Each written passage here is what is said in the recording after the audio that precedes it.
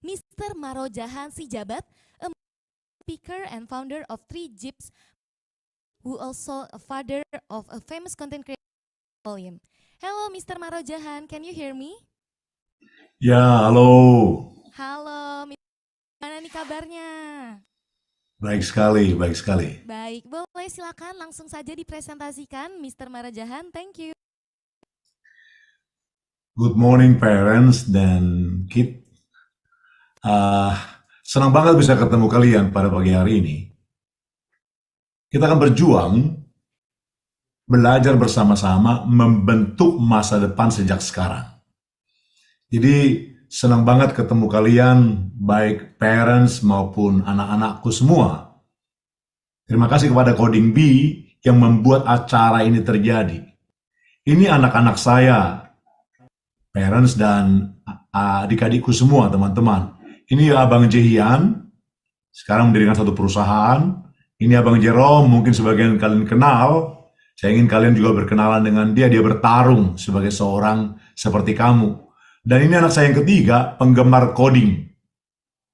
Waktu yang lalu belum saya temukan tempat belajar coding, dan dia cari-cari sendiri di tempat berbagai-bagai tempat untuk belajar coding. Dan hari ini dia termasuk orang yang sangat menyukai coding, buat game dan buat web.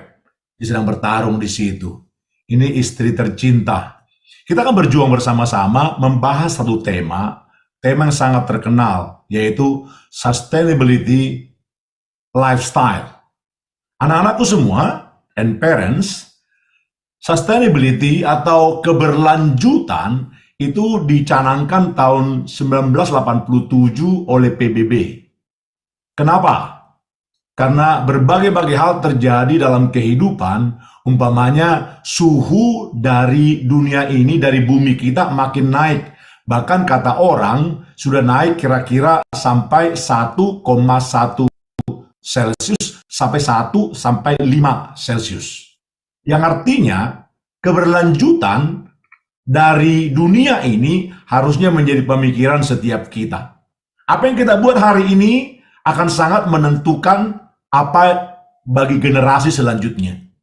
Jadi Coding Bee salah satu yang memikirkan ini, anak-anakku semua, teman-temanku orang tua. Dan hari ini kita akan bahas satu tema, sustainability lifestyle. Indonesia dikenal sebagai pembuang makanan paling banyak, nomor 3 di dunia. Bayangkan, artinya anak-anak penduduk Indonesia walaupun banyak yang miskin, ternyata ada begitu banyak juga yang buang makanan. Padahal, kalau hari ini kita sembarangan dengan hidup kita, maka generasi selanjutnya akan menjadi rumit menjalani kehidupannya. Karenanya anak-anakku semua, gaya hidup yang berkesinambungan bukan hanya tidak mengorbankan masa depan karena kebiasaan hari ini, tetapi juga memberi sumbangsi bagi masa depan. Jadi saya menantang engkau anak-anakku semua yang belajar Coding Bee, khususnya coding yang hari ini ikut kejuaraan.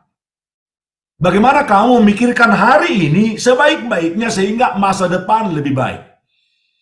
Kalau kau pernah dengar istilah lock-in mentality, yaitu melihat masa depan siapa kamu lalu menariknya ke hari ini. Itu artinya di masa depan, kira-kira perbuatan hari ini merampok masa depan atau memberi sumbangsi bagi masa depan. Sebagai contoh, kalau hari ini kamu makan apa saja, nanti kelak sakit. Artinya apa? Kelak telah dirampok oleh hari ini, oleh kebiasaan hari ini.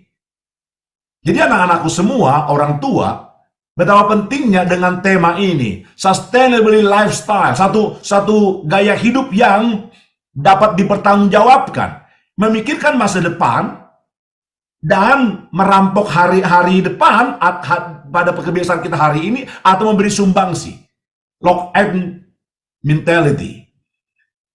Nah, anak-anakku semua coding, salah satu contoh yang bagus banget untuk memikirkan lifestyle dari sustainability ini, keberlanjutan ini. Bayangkan, coding itu kita mendengar satu istilah work from home. Dengan belajar coding, kamu menjadi orang yang bisa mengerjakan banyak hal dari rumah. Kau mengenal Bang Jerome, umpamanya. Bang Jerome itu semua editornya belajar bekerja dari rumah masing-masing. Dia punya editor puluhan. Bahkan Bang Jerome sendiri bisa bekerja di mana saja dalam hal ini. Dan coding salah satu yang paling mungkin melakukannya. Yang lain, kalau kau belajar coding dengan sungguh-sungguh, pekerjaan mencari kamu, nak. Pekerjaan mencari kamu. Yang lain, yaitu coding itu sendiri bahasa hari ini dan bahasa masa datang. Kenapa? ChatGPT, Bard AI dari Google umpamanya, itu merupakan bahasa-bahasa yang coding yang dibuat sedemikian rupa bagi masa depan. Jadi, saya harap kamu serius belajar coding, anak-anakku semua. Dan jangan lupa, coding pun bisa disesatkan, kan? Kau tahu bersama-sama, coding bisa orang merampok bank, bisa merampok dikatakan negara, bisa merampok dikatakan HP-mu, lalu semua wallet money-mu diambil oleh dia. Artinya apa? Betapa hebatnya dikatakan coding itu bisa merusakkan masa depan atau juga memperbaiki masa depan. Ini mau kita bertarung hari ini bersama-sama. Coding, seperti dikatakan tadi oleh pendiri dari Coding Bee, dia bilang begini, bahwa coding itu melatih kreativitas. Coding itu melatih berpikir kritis. Coding itu melatih dikatakan yang disebut problem solving. Benar banget. Kenapa? Ada struktur di situ, anak-anakku semua. Tapi parents, ini penting banget yang mau kita belajar bersama-sama. Cukup gak hanya memberikan coding kepada anak-anak kita? Cukup gak dikatakan memberi apa saja bagi otak mereka yang disebut pengetahuan? Ternyata tidak. Ini yang saya berikan kepada anak-anak saya. Komitmenmu menjadi siapa hari ini menentukan siapa kamu, anak-anakku semua. Parents, mari kita belajar bersama-sama hal ini. Anak kita perlu memikirkan jadi apa mereka kelak dengan membentuknya hari ini. Abang Jehian, Bang Jerome masuk Forbes 30 Under 30 2021, bahkan 2023 masuk Fortune 40 Under 40. Di usia 20-an, anak-anak muda ini bisa mendatangkan, dikatakan bagi mereka materi yang begitu banyak. Maka saya katakan padamu anak-anak, dua abangmu ini membelikan Om ulang tahun mobil yang gak mungkin saya beli secara pribadi. Dua abangmu ini belikan saya rumah dan istri saya yang gak mungkin saya beli dengan cara saya sendiri. Tapi anak-anakku semua, lihat, apakah kalau kaya, kedua abangmu ini sembarangan dengan Om? Tidak. Artinya apa? Kalau kau pandai coding, harusnya engkau juga pandai dalam kehidupan. Karenanya saya setuju banget dengan penulis novel Narnia, namanya C.S. Lewis. C.S. Lewis, kau pernah nonton film Narnia? Yang buat C.S. Lewis, anak-anak. Dia bilang begini, bidiklah sorga, maka bumi akan diberikan kepadamu. Bidiklah bumi, maka engkau tidak mendapat keduanya. Apa artinya? Kalau kau belajar sesuatu, membentuk dikatakan hari ini dirimu, untuk apa itu? Untuk apa itu? Kalau hanya untuk dirimu, memuaskan dirimu, kau akan kehilangan terlalu banyak, anak-anak. Abang Jerome, kalau hanya mencari uang, dia menjual tubuhnya, menjual hidupnya kepada uang. Tapi puji Tuhan, dia sendiri menjadi orang yang mengenal dirinya sebagai seorang yang dicipta Tuhan dengan sengaja. Ada tujuan Tuhan bagi dia. Ada tujuan Tuhan memberikan dia kaya. Ada tujuan hidup dia sebagai seorang yang pandai Tuhan berikan. Saya menantangmu bersama-sama hari ini. Sustainability lifestyle, yaitu berarti do not count the days, but make sure every day counts. Kau jangan hanya menghitung hari yang lewat, menghitung tahun, ulang tahun keberapa, tapi buatlah dikatakan waktu yang kau miliki itu diperhitungkan, bermakna. Muhammad Arnawa, Om nanya padamu, nak, Muhammad, kira-kira senang gak papa mamamu karena kamu anaknya? Tanya nanti papa mama, senang gak papa mama karena engkau anaknya? Atau jangan-jangan kau belajar coding, belajar banyak hal, tapi kemudian ayah ibu menangis. Kenapa? Karena kau menjadi orang yang berkata, papa mama tahu apa sih? Gitu. Tapi Jonathan, Kalimatnya justru ada, kau berkata, Jonathan mengatakan kalimat-kalimat jelas. Aku akan membuat waktuku diperhitungkan berdampak kepada orang. Wow, keren banget. Begitu harusnya. Keren banget di mana hidup kita memperhitungkan waktu dan kemudian waktu itu yang kita lewati ini sesuatu yang harus berdampak kepada banyak orang. Wow. Teman-temanku parents, pertarungan kita pembentukan masa depan. Apa yang kita berikan kepada anak-anak kita hari ini adalah membentuk masa depan. Bukan hanya mereka, tapi membentuk masa depan mereka. Dan saya pribadi berkata, ketika saya mendidik anak-anak saya sedang mendidik cucu-cucu saya. Begitu kan Muhammad? Kalau kau bagus nak, berarti orang tuamu sedang mendidikmu sekaligus mendidik cucunya. Karena anaknya yang bagus bernama Muhammad atau Jonathan kemudian mendidik anaknya dengan bagus kelak. Itu kira-kira. Karena ini cara orang tua mendidik anak-anak mereka. Izinkan saya mengutipnya bagi Anda. Yaitu mendukung, menuntut, tidak mendukung, tidak menuntut. Dan sama-sama. Ada yang menuntut, tidak mendukung.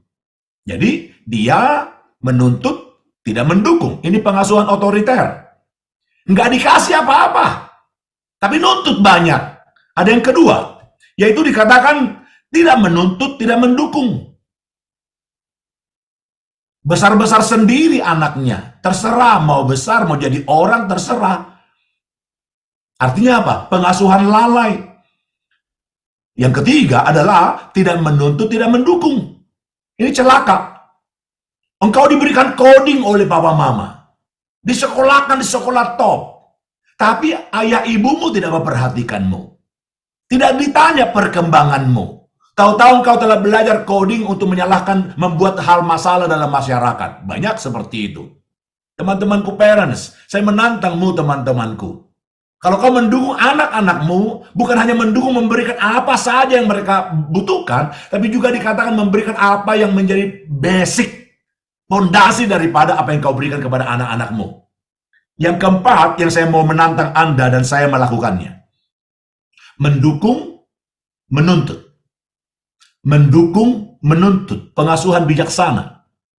Jonathan, numpang tanya nak, papa mamamu berani nggak marah sama kamu? Atau kamu yang marah sama papa mama? Kalau misalnya aku lakukan hal yang salah ya dimarahin nggak apa-apa. Pernah nggak dimarahin? Pernah lah, pernah. Pernah lah. Pernah nggak dikasih lidi? Oh enggak, belum pernah. Nggak dikasih lidi? Enggak. Cuman dicubit? Iya. Cuman dicubit. Jadi anakku, apa yang mau dikatakan di sini? Itu ayah ibu yang mendukung, menuntut, diberi fasilitas, diberikan pendukungan, diberikan perhatian, dikasih makan yang sehat untukmu. Saya harap kalian anak-anakku semua, ketika parents melakukan itu, kau bersuka cita karena ada ayah ibu seperti itu. Kenapa? Kami orang tua dicipta Tuhan lebih dulu untuk memberikan arahan kepada anak-anak kami selanjutnya. Jadi kalau Muhammad diberi hal-hal ini anak, kemudian kau dipukul oleh papa mamamu, dididik dengan baik-baik oleh papa mamamu, bersukacitalah nak. Berarti kau didukung dan sekaligus dituntut untuk berdisiplin di situ. Yang terakhir, anak-anakku semua. Saya harap orang tua kalau datang, tolong baca bersama-sama dengan saya. Waspada. Sama-sama baca orang tua. Waspada. Kita kerap fokus pada apa yang kita tidak dapat pada waktu anak-anak dan lalai memberikan apa yang kita dapatkan waktu anak-anak. Ini kalimat ini kau bawa juga anak-anakku semua yang sudah belajar banyak hal di dunia ini. Kami orang tua kerap kali fokus memberikan apa yang kami nggak punya. Apa itu? Handphone paling bagus. Kamar tidur lebih paling bagus. Sekolah paling bagus. Lupa memberi apa yang kami punya pada waktu kanak-kanak. Apa itu? Cuci baju, mungkin. Jemur baju, mungkin. Cuci piring, mungkin. Jonathan, kau bisa cuci piring, nak?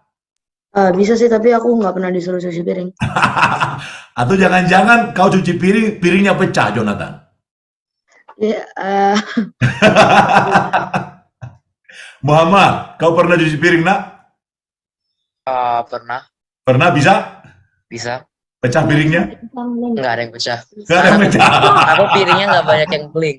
Oh, nggak ada yang beling. Oh, betul. Berarti ayah ibumu sangat-sangat mengerti bagaimana mendidik anaknya. Nggak ada yang beling. Kenapa? Takut anaknya belum kokoh tangannya lalu diberikan yang baik. Sehingga kalau jatuh pun nggak pecah. Itu keren banget. Jonathan, Muhammad, kalian tahu nggak, nak? Abang Jehian itu waktu kecil saya ajarin cuci piring.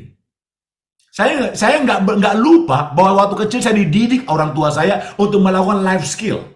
Kamu tahu tidak? Sekolah-sekolah top di Indonesia lupa life skill.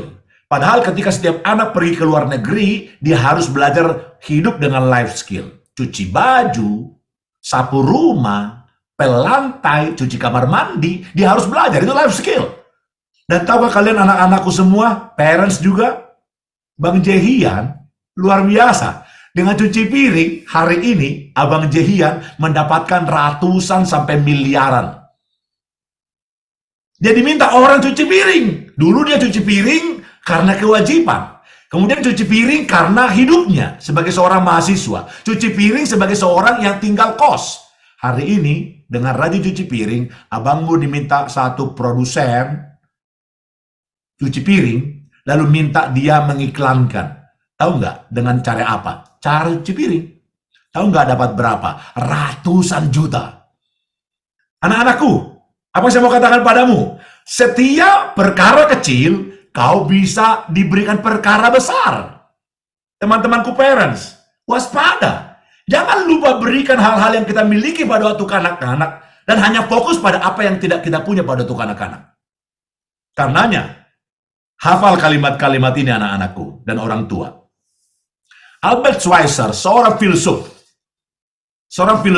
seorang dokter, seorang teolog, dia mengatakan kalimat-kalimat besar. Teladan bukanlah yang paling utama dalam hal mempengaruhi orang lain. Teladan adalah satu-satunya cara mendidik, cara mempengaruhi orang lain. Karenanya parents, numpang tanya teman-temanku, bagaimana engkau dilihat anakmu menentukan mereka selanjutnya bagaimana? Tapi anak-anakku semua, lihat. Bagaimana engkau hari ini juga menentukan hidup anak-anakmu kelak. Kalau demikian, mari hafal kata-kata ini. Hidup itu satu kali. Mati satu kali. Mari kita berbuat sebaik-baiknya. Supaya kita hidup sebaik-baiknya. Dan mati sebaik-baiknya. Kalau kau hafal dengan cepat, nanti chat, nanti coding bee akan apa? Coba kamu tulis coba di chat. Siapa yang hafal dengan cepat? Belum sekarang ya, belum sekarang. Jadi nanti akan dimatikan tulisan ini. Kamu tulis dengan ketik dengan rapi. 3 orang yang menulis dengan rapi sekali, dengan betul. Saya akan kirim produknya abangmu. Saya beli, saya kirim buat kamu dan keluargamu. Yaitu menanti. Saya kirim ya. Untuk menyemangati kau anak-anak bertarung dalam coding sekaligus ayah ibumu yang mendukungmu sedemikian. Hafal dulu sama-sama, habis itu akan dimatikan, lalu kamu ketik dengan cepat, nanti coding bee akan memilih 3 orang, saya kirim menanti buat kalian. Sama-sama dulu baca. Yuk, buka mic-mu. Silakan buka mic. Sama-sama, yuk. Hidup itu satu kali. Mati itu satu kali. Mari kita berbuat sebaik-baiknya supaya kita hidup sebaik-baiknya dan mati sebaik-baiknya. Hafal, boleh? Supaya kita hidup sebaik-baiknya dan mati sebaik-baiknya. Terima kasih. Rupanya ada yang masih anak-anak sehingga bacanya lebih lambat. Nggak apa-apa. Hafal ya? Kalau sudah hafal, tolong adikku yang men-share dimatikan saja. Oke, sama-sama ngomong yuk. 2, 3. Hidup itu satu kali. Hidup itu satu kali. Mari kita berbuat sebaik-baiknya, supaya kita hidup sebaik-baiknya dan mati sebaik-baiknya. Oke, dengan cepat tulis di chat 3 orang yang menulis dengan terbaik. Saya kirim menanti untukmu dan ayah ibumu. Tuliskan di rumah ada berapa orang. Nanti saya kirim. Chat ke yang mana? Ada chat kan? Chat. Chat di Zoom. Tapi Dengan host only nih. Ini host only. Ada chat tapi nggak ada option buat everyone. Oh, Bisa belum? nggak ada everyone. Oh, sorry. Sorry. Kalau gitu, nanti dari Coding Bee akan memberitahu bagaimana caranya. Nggak bisa. Baik anak-anakku, demikian presentasi speech dari saya. Ingatkan kalimat itu, apa yang kau buat hari ini, merampok masa depan atau memberi sumbangsi bagi masa depan. Yang pasti, hidup itu satu kali, mati satu kali. Mari kita berbuat sebaik-baiknya, supaya kita hidup sebaik-baiknya, dan mati sebaik-baiknya. God bless.